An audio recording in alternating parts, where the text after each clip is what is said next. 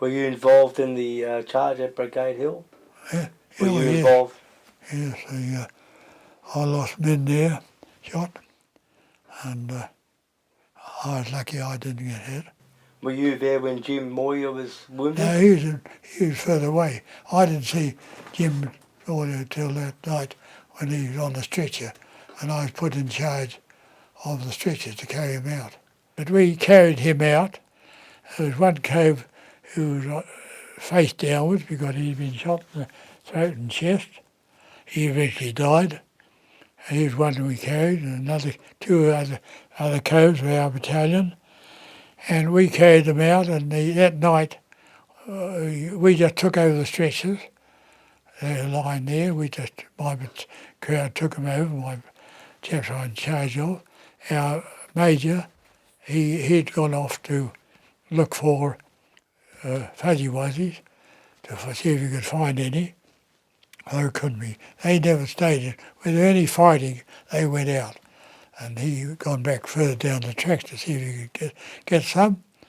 And my men platoon took over the stretchers, and we like there's four on each stretcher, and our reserves. And the stretchers were very rough. They weren't good native stretchers at all. They'd been made by our chaps. So they're very rough, and they're very big, heavy. And we started off just on dark. Dark came, and it was really, really rough on a mountainside.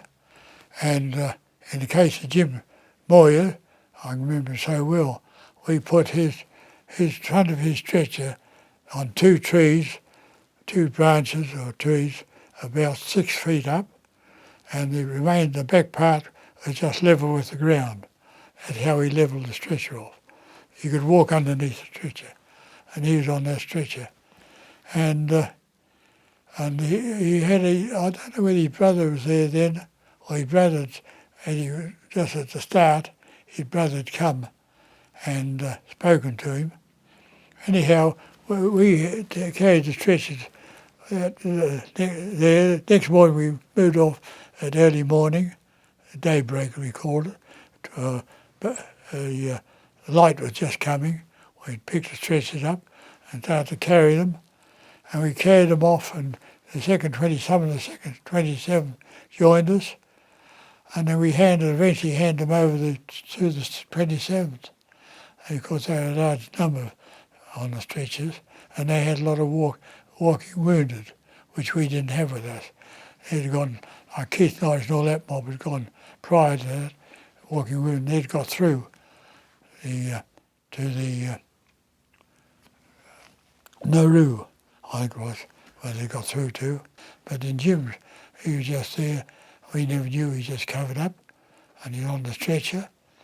And he didn't have any attention.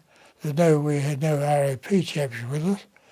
The RAP second 27 joined them later on, and they're the ones who looked after Jim. But Jim was looked after by the second 27th, and then the colonel of the second 27th decided he couldn't take him any further, so he got these two very good stretcher bearers, RAP chappies, to remain behind with the second 27th stretchers and Jim Moyer and two of our chaps.